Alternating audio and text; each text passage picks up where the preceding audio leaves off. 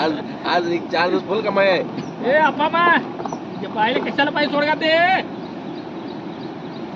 सोड बा.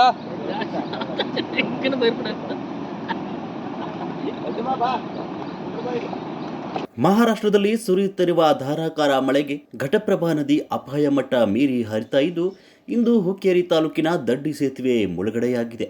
ಮಹಾರಾಷ್ಟ್ರದ ಕೊಂಕಣ ಪ್ರದೇಶದಲ್ಲಿ ಧಾರಾಕಾರ ಸುರಿಯುತ್ತಿರುವ ಮಳೆಯಿಂದ ಘಟಪ್ರಭಾ ನದಿ ಉಕ್ಕಿ ಹರಿತಾ ಇದೆ. ಹೀಗಾಗಿ ಕರ್ನಾಟಕ ಮಹಾರಾಷ್ಟ್ರ ಸಂಪರ್ಕಿಸುವ ದಡ್ಡಿ ಸೇತುವೆ ಮುಳುಗಡೆಯಾಗಿದೆ. ಇದರ ಪರಿಣಾಮ ದಡ್ಡಿ ಗೋವಾಡ ಸೇರಿದಂತೆ ಕರ್ನಾಟಕ ಮಹಾರಾಷ್ಟ್ರ ಮಾರ್ಗದಲ್ಲಿ ಸಂಚಾರ ಸಂಪೂರ್ಣ ಸ್ಥಗಿತಗೊಂಡಿದೆ.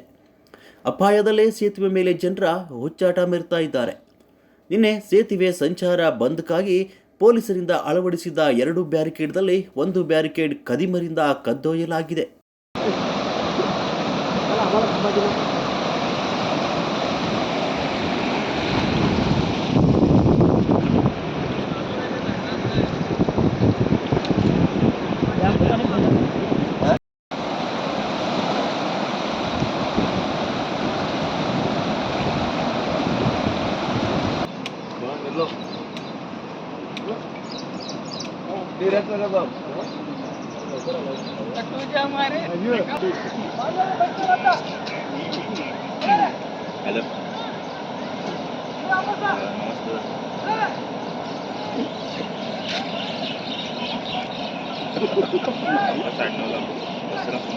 ಎಲ್ಲಾರೇ ಬರಿ